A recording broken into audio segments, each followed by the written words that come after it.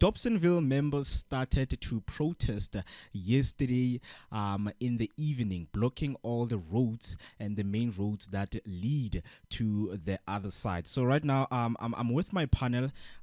We want to discuss, what is happening currently as of right now in Dobsonville, where roads are being blocked and people are protesting. We see that the tires are burning.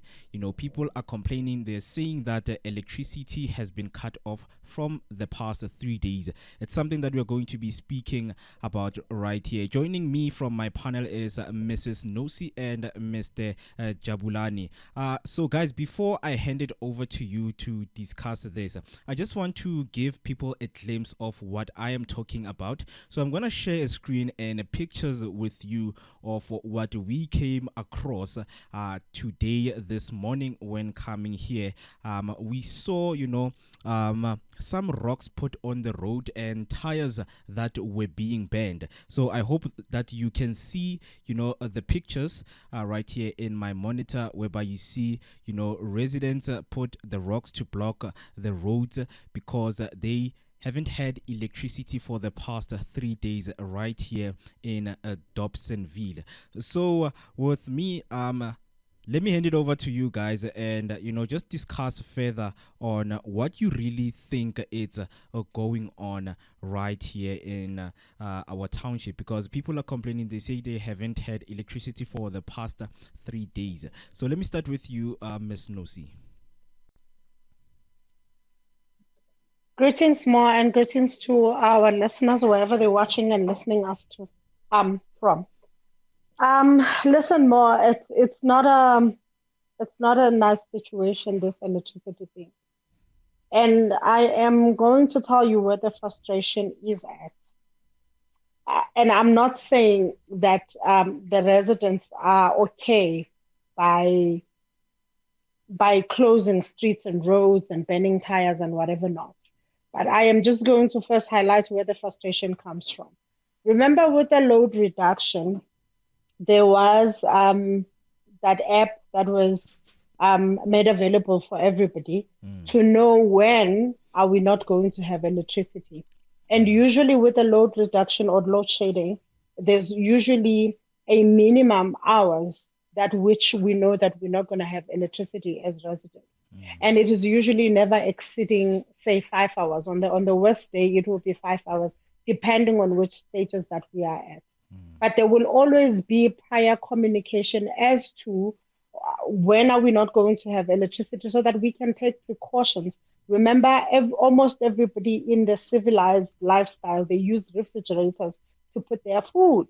And if you're looking at this, it's not so long after people have gotten paid. The people that by the 15th got paid, the people by the 20th, they now got paid. People go and make groceries and then put them in the fridge. But the comfort will come from knowing that it's only a couple of hours when I'm not going to have electricity. Maybe I could have a backup. Maybe I could have ice blocks. Whichever way you will prepare for the couple of hours that you're not going to have electricity.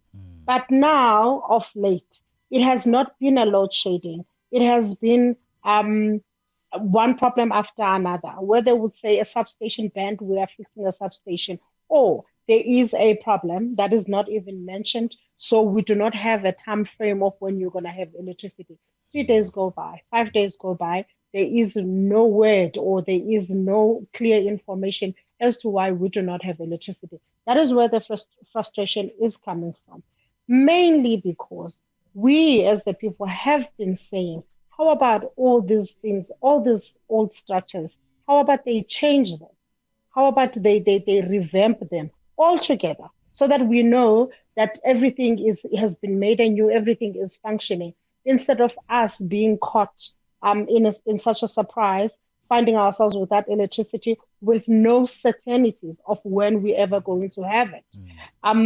It pisses me off really, because up to this point, my business has not been back, because I was affected by the same thing, weeks and weeks of no electricity, to a point where my stock got wasted, and to a point where I didn't have money to restock. You see what I mean? Because there's never a clear communication about it. It's not load shedding, whatever is going wrong, but somebody is not doing their work right and somebody is not taking us serious, which is the result of this retaliation that you see. Thank you for that. Let me move to you, Mr. JB. Just to you to tell me, what you think about the situation and what has to be done. Good morning, Mo. Good morning, Nose, and good morning to our listeners and our viewers. I think I really feel the pain for the residents. Maybe we should little bit clear something, and understand about it's either load shedding or load reduction. So if we can clear that and make other people to understand, maybe we can be in a better position to answer some question and why people are frustrated and not having electricity. So load shedding is a national measure to protect the grid, you understand, while load reduction, it targets specific areas which high levels of electricity electricity theft and illegal connections, you understand. So in area identified as a high risk due to increase of energy consumption, implementation will occur during the peak hours when demand highest. And when the demand is highest, communication with our consumptions will be maintained. Efforts will be made to restore full power quickly as possible once once the risk is decreased. So definitely, in that little words, you get to understand why people are frustrated and why is this happening.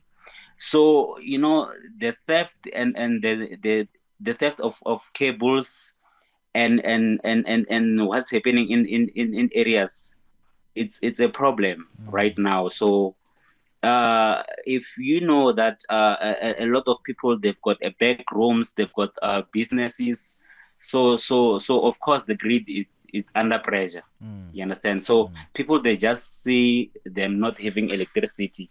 The power stations are banned.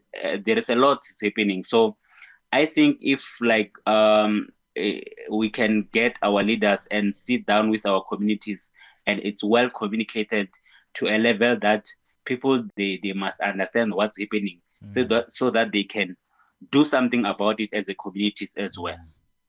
Yeah, because we are covering something that is happening right here in Dobsonville. So I would just like to share a screen with the people who are affected, especially right here in Dobsonville. So we have an Eskom update in Twitter, and they have written that we are still on site working on restoring supply to the affected customers in Dobsonville due to the complexity and the nature of the fault. We are unable to provide the estimated time of restoration. We apologize for the inconvenience this causes. So this was sent in 28 minutes past 9, as we saw or we see right now people in the street, blocking the roads and making sure that, their voices are heard. Because, the app that Nosi is speaking about is called the ESP app,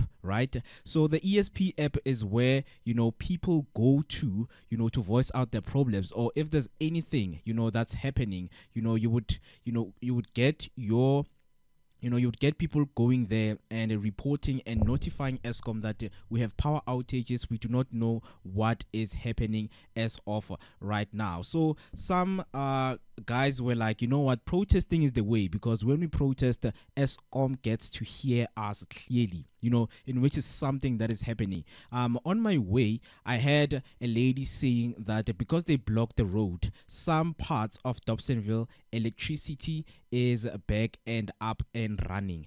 So it's those kind of things that we should consider looking at. So right now, I have a current thing that is happening right now, whereby we have somebody on the ground, taking some videos for us, but we will go back to that later. I just want to also touch on what happened in Diepsloot again, because Eskom speaks about the illegal connections that are happening. So for somebody who doesn't understand, so illegal connection does not only, when you just mix your wires, but illegal connection is when community members go to a certain extent where they buy, transformers, from external external people from we never know where they are from, but they do buy, transformers from them to make sure that they have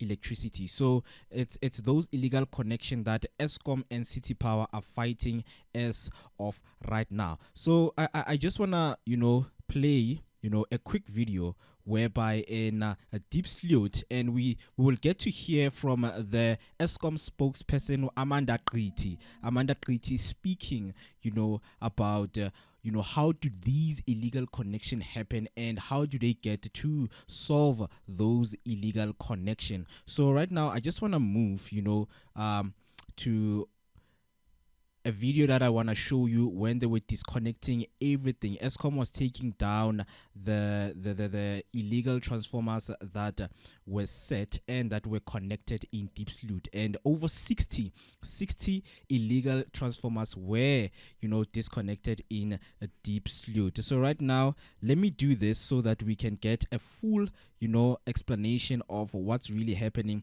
and we will also hear from the spokesperson. So right now from the reporter from ENCA, Mrs. Hloni, was there, and they were taking visuals on what was happening. So I hope you guys at home, you can ask about the community members and the response to it, because of course we have in the past had hostility from community members when illegal connections have been cut off, but so far we've not had any reaction from community members. It's been relatively calm, but there is a very big law enforcement police presence with SAPS, with JMPD. You've also got the Red Ants are here, and private security as well, and other security officials here. So they are definitely prepared for what will happen today. And I mean, we were even warned just today to be aware that there could possibly be some hostility from residents because of incidences in the past. I am going to bring in the Eskom Gauteng spokesperson Amanda Kriti just to talk to us.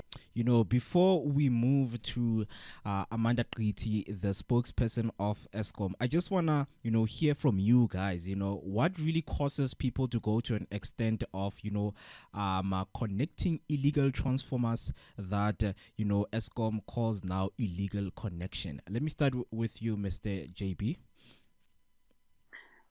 Yeah, more. It's a lot of things that are happening.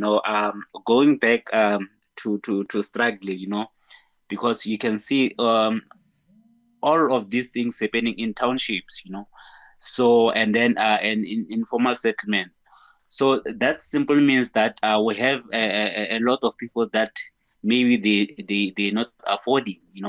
So they are making a plan to get that electricity and use it for free, which is causing chaos and and pressure to our grid. You understand? Because it's not something maybe we can say our Eskom is prepared to know that there is this extended people that need that is taken from our grid. So of course it's a stealing.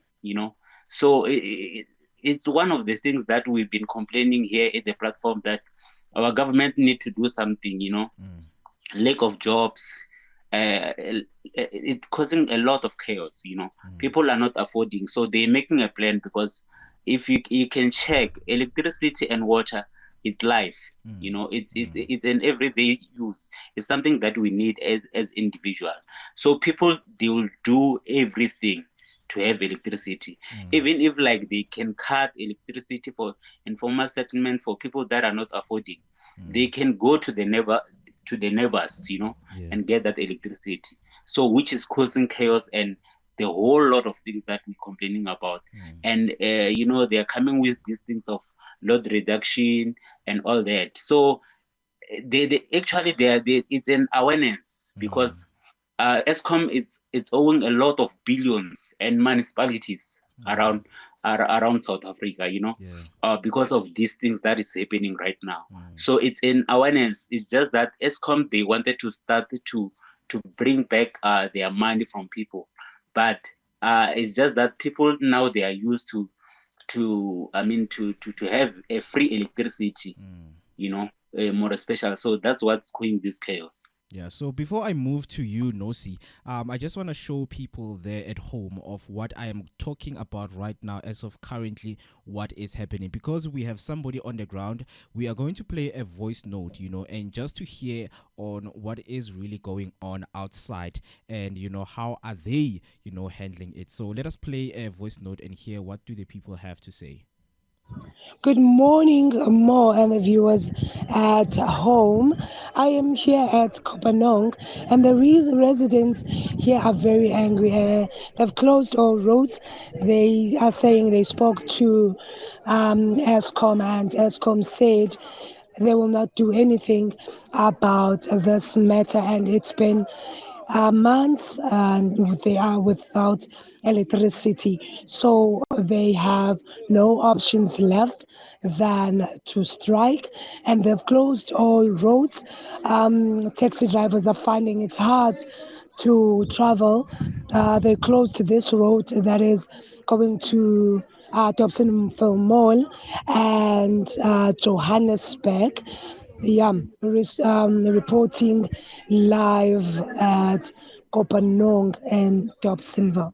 Thank you so much. That was Noltando there on the ground for us, going to find out what is happening. So I guess you guys heard that she says some of the citizens are saying that Eskom is not going to do anything about the matter that they are facing right now. So it is bad in that point that whatever they do, whether they block the roads that lead to the main roads, Eskom is not going to do anything with the restoration of their power. So I don't know what that is going to look like for the communities, because Eskom and City Power, they are really working on cutting down illegal connections. So as we hear from Nolutando that citizens say Eskom is not going to do anything about it. So I just want to hear the views from you guys. Nosi, what do you think about that? More, I'm not quite sure if they are actually phrasing it right, Eskom to say they're not going to do anything about it. I think that is really provocative on their part if they say they're not going to do anything about it. But if they are saying there is nothing they can do to then speed up the process of the electricity being returned, that is at least understandable.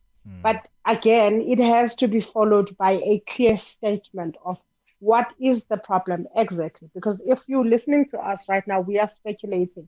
We somehow think it is because of the cleanup that they are doing of illegal connections, or we think it is because the area that does not have an electricity, they have a high intensity electricity use, or we think it is something to do with the power stations and them renovating. Currently, we're not sure what seems to be a problem, or it is these illegal connections and whatever not. So I am thinking the right way for them to phrase it would be to say, even if you can protest, there is nothing we can do that we are not already doing on our side to sort of kind of solve the problem. The protest is not going to speed up the process. We are already working on the process. We do not know the timeline. That and this is the issue we are facing. That is a comfort, as opposed to not to them saying we're not going to do anything about it. So it makes the residents feel that they are not being taken serious, which is a feeling that we said it took me a long time to understand what they were dealing with. Again, it took us prompting them to speak to us. That is when I learned more that in Soweto, in Mapetla, in Zola, in Diepkloof, there are Eskom customer service hubs that have managers that you can actually contact with real numbers, real emails, and real cell phone numbers and office numbers that you can actually contact and find out what is it exactly that is happening. But with that as well, there is somebody who should come to the people. This is my problem with this country more. Nobody ever comes to the people and address the people that find themselves. Say Eskom did not know that there was going to be a problem, right? But when a problem arises, why are they not deploying somebody to go to the people and explain to the people what is happening and even voice out the frustrations that we all see? Because if you're looking at this, reality is we as the people also contribute in these factors that affect us in terms of electricity. There are too many informal settlements. Those people were not counted for in terms of electricity because they put their houses illegally, their shacks illegally. So now they are forced to find electricity in other ways. That in turn, and they were not catered for in that box or in that substation. That also causes problems. And there's a lot of other factors. What I'm saying is, as much as we are to blame, but they are also fully to blame if they're never going to come to us and say, this is the problem with your area. We need to work together to fix this problem so that it does not continuously happen, so that we solve the problem permanently. They're not talking. They're not coming to us. Yeah, thank you for that. We're still gonna share with you more visuals there at home if you're still watching.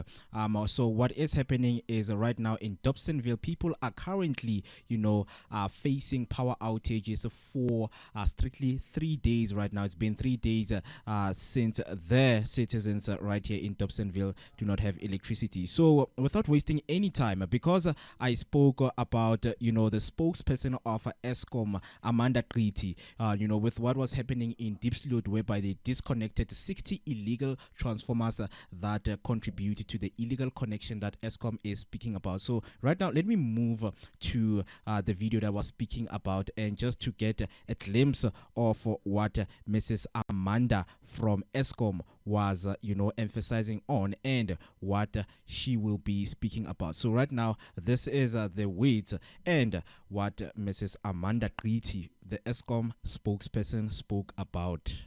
About this operation today. Amanda, I know you said that, and I thought maybe it was a color thing. You said that is not your transformer, that's not an Eskom transformer, but others are just Eskom transformers. How many are we targeting here? And just a little bit maybe people about what we're doing today. All right, so we are targeting to have about 60 transformers that, to remove that are illegally connected to our network. As you've mentioned, this particular one over here that we're starting with is definitely not an Eskom transformer. We would never have transformers so close to each other stationed on one network, so which is one of the indications. So we are starting here and we are targeting to have about 60 of the illegally connected transformers removed today. Just where do these transformers come from then, and who is connecting them for the people, the community? So the community members have all contributed money to buy transformers because they are refusing to pay for electricity. So what happens that when we conduct audits, we do pick up that in certain transformers, the customers are not buying electricity from registered vendors, and we would either switch off those transformers or have those transformers removed. And you can see then in this case where we have switched off the transformers, they go and buy their own transformers and illegally connect those transformers just so that they don't have to pay for electricity. Where are they getting them from? And again, just in terms of the expertise needed to connect them, how does that work? I mean, I can't connect a transformer, so who is connecting? Someone with expertise possibly is doing this. So the community do pay for people to connect the transformers. There's been allegations that our employees are involved, and we do always urge the community members that you need to bring those names to us. If you don't have the names of those employees, rather at least take their registration number, because I mean, if they come into these particular areas, they would be driving Eskom vehicles. So we always urge them that they must please report, and they can anonymously do that by just getting either the name of the person or the car registration that the person was driving, so that we can then follow up and then just conduct our own investigations just to confirm that it is indeed our employees that are involved. But until such information is brought to our attention, we're not able to follow up. It will just be allegations. So we really do urge community members that they need to inform us so that we can conduct the investigations. How much does it set you back, whether it is your employees or other people that are doing this? I mean, you'd understand that these are community members that are consuming electricity for free. So as a start, it means that we're losing revenue in terms of we bring in energy and they're not paying anything for it. And if we're talking about 60 transformers, that's a lot of money. I mean, if you think about it, if each household is, let's say, per month consuming about 3,000 rands, then multiply this by the 60 transformers, that's a lot of revenue that we're losing. And then also you would remember, if you're not paying for something, you're not going to use it sparingly. You're just going to use it indiscriminately. So that's what happens. And we just got, we in the winter period, so you can imagine how much of the electricity this community is consuming for free. Maybe just lastly, what is Eskom doing to make sure that you're not coming in after the fact, after the connections have been connected and you're doing this? Just work in terms of being more proactive and not reacting after the fact. So we do conduct our own audits in terms, I think as a start, it's the desktop exercise just to monitor the buying patterns of our customers. And then when we pick up that the customers are not buying, then we go to site and then conduct assessments. Firstly, to look if there are any illegal connections that have been done, to look if there are any meters that have been bypassed. And then thirdly, to see if there's any illegally connected transformers that have been put in. It is unfortunate that we will obviously find these things after. It's rare that we would be notified that there are people that are operating on our network or installing transformers. It's always really just post the work that has been done that we pick up these illegal connections or the illegally connected transformers. Maybe just related to that, when we do these operations, even with City Power, we get told by some of the community members that after you leave, we will be able to reconnect. What are you doing to make sure that people aren't reconnecting 10 minutes, an hour after you leave? Otherwise, you're working backwards. It is unfortunate, Hloni, because they do come back and reconnect themselves. We constantly need to educate. I think what we also need to emphasize is the issue around safety, because the illegal connections do affect the communities. You'll find that the kids who reside in this area, they are the ones who get electrocuted, especially by the illegal connections, because you find them running around on the streets, on the ground. It's not work that is safe to be amongst the communities. So it's really just us continuing and emphasizing that this does have an impact in terms of the community.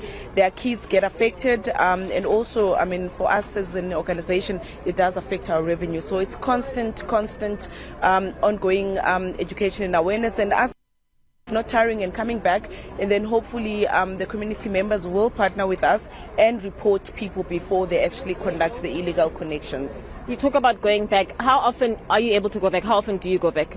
It's quite often. It's not a once-off that we would go back. You'd find, we were in Marlborough not so long ago, and then we've gone, I think, twice already in the short period. So it's really just an ongoing process that we need to conduct. Thank you so much, Amanda. They are the Eskom. Yeah, so those were the words from the Eskom spokesperson Amanda Qiti, speaking about how residents go to an extent of, connecting illegal transformers that they get, from the people who are working from Eskom. And, she was asked that how do these people, get hold of these transformers? And, she said that, they haven't got an intel of if it's really people from Eskom giving people, these transformers so that they can connect them in their neighborhoods. And she speaks about the education that needs to be given to people so that people, cannot do this, for the safety of their children, because these are the same transformers that are illegally connected that electrocute the kids that are on the streets, or whether at home when you have too much of electric current that can end up burning your home. So let me just jump to you guys and get what you get, your views on what you really think about what you have just heard right here from Amanda Qiti, the Eskom spokesperson. Let me start with you, Ms. Nosi. It is really painful, Mo. Listening to her, this tells me that they neither have a plan, nor do we understand the danger of it all. Because if you're listening to her, as much as she says they go back on the ground as often as they can possibly do to check these things, but they are currently monitoring areas that have been reported. There are areas where they have never set foot because nothing has been reported. And as much as she claims that they do sit and monitor the patches of a certain area in terms of electricity, and then if they have not been regular, then they attend to those places. I can tell you now, there are places that I know for sure that over 5 years, their patches has been irregular, but nobody has ever set foot there to check. So they merely monitoring the places that have been reported before because they know that as soon as they leave, people are going to connect. And it is also because I will tell you three things more. One, it is a lack of legal infrastructure. Two, economic challenges and the presence of an underground economic supply electricity. Because there is always somebody who's looking to have money or to have more that has a knowledge of those things, that works within the Eskom.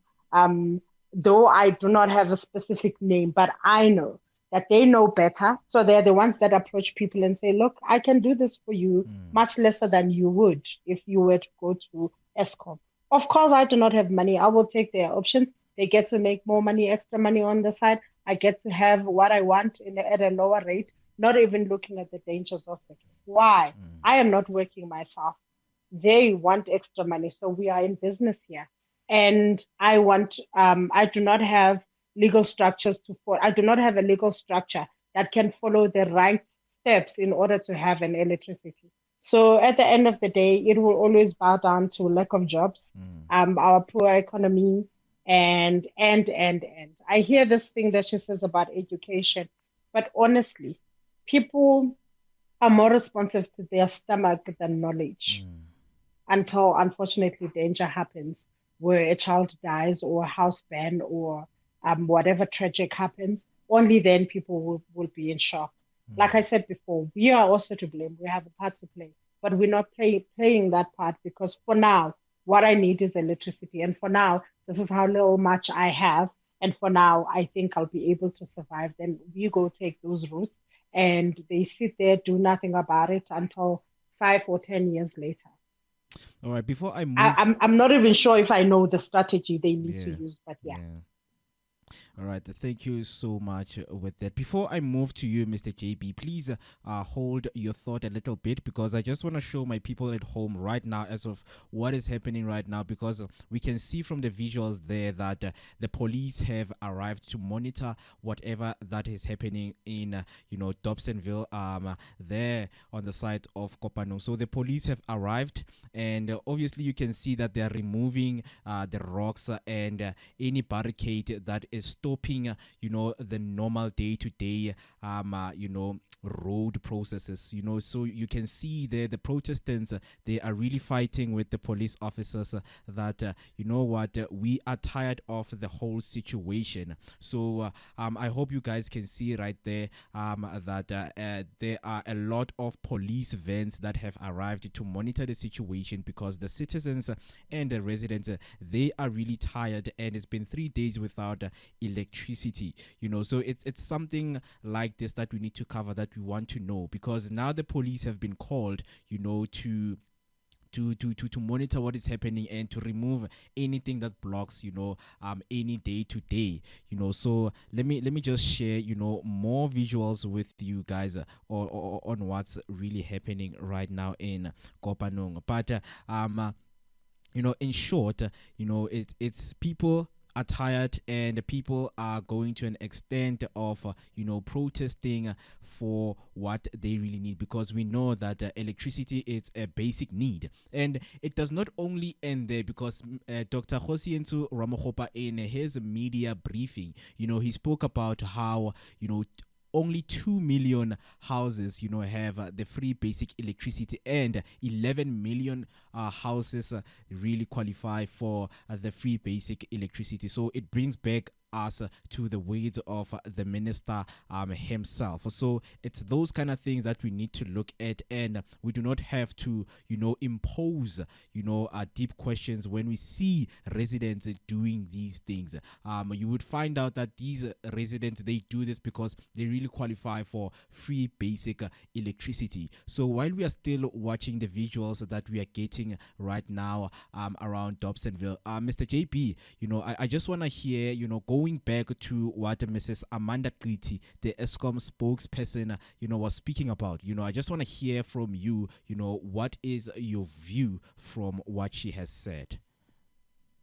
I think Amanda, she was spot on. She was talking about a lot of things that I was trying to say earlier on, but if we can go back, and check the roots, or the cause of all these things that are happening right now. It's when ANC wanted to win at first, when they do their manifestos, they were preaching free electricity, free education, free water to our people, So immediately when ANC took the government, people, they started to take everything to their hands before to follow the protocols and rules and regulations, how this is gonna work. You understand? Because if you remember, there is a funding, a free basic funding for electricity. That's how it's supposed to work. But people, they stopped everything. When everything started. They stop buying electricity. They become low buyers. They bypass meters. You understand? And then they started to consume electricity for free, which surpassed the Eskom. And to make the revenue go low, and municipalities are failing to go back to people and give services, because there is no cycle of money. So all these things causing all the chaos and and misunderstanding. So I think people are consuming a lot of electricity that is free, and then it oppresses our greed at the end of the day. And what is more problem is, there are people that are complying. You understand? And they are affected at the end of the day because of that. And people are not working. You understand? So they will keep on doing these illegal things. Coming to people that are connecting these illegal transformers, doing izinyoka nyoka and all that. It's simple. Municipalities have contractors. I once worked as a contractor for Tshwane, as a contractor. So we were technicians there. So there is a lot that you encounter as a technician when you go to the site, and then when you go to cut off electricity for people that doesn't have money. You understand? So what they do, they'll do bribes, and then you find that those contractors, they are not paid well from municipalities and all that. So are the same people that are doing the same circle thing, that are going back to switch on. They can be able to connect these transformers. You understand? So it's a lot happening. So I think and Eskom, they want to deal with these revenue things to make money and to able to sustain electricity generally in the whole of the country. So if they are not getting money, it's a problem. You understand? So I think to me, Eskom need to strategize and sit down in the boardroom and leaders. You understand? They go back to the drawing board and talk about this and start afresh everything. You understand? Because if you find that you're not working, you're owing like 150. There is no way that you can your electricity is going to be restored. And if you listen to people, that money is counted when they say Tshwane municipality or Mohale city is owing Eskom 3 billion. It's one of the monies that they counted from people that this household is owing 150. You understand? So it's not going to be easy to figure out this problem. So they need to go back, clean the skoloto from people and start afresh. You understand? Give people electricity legally, and then say so that they can register. They can be registered vendors. So that we start afresh, and then government need to pay for people that are owing, because at first they are the one that promise people and mislead people not to understand how to get these free things from them. So with the ongoing protest right here in Dobsonville, we are hoping to hear from, the Eskom's spokesperson when they come here and speak to us on what is happening right now and when is power going to be restored for the citizens of Dobsonville. So we are going to come back with more updates with that. And thank you so much, guys, for that. Please do not forget to tell us your view and tell us what you really think about the power outages that are happening in your areas, and what has Eskom has to do with them. This is Share Radio, brought to you by Share Online. My name is Moketi Maimane. I was with Mr. Jabulani as Ms. Nosi right here, reporting live in Share Studios about what is happening in Dobsonville. So please do make sure to subscribe to our channel. We are Share Online on each and every social media platform. See you next time.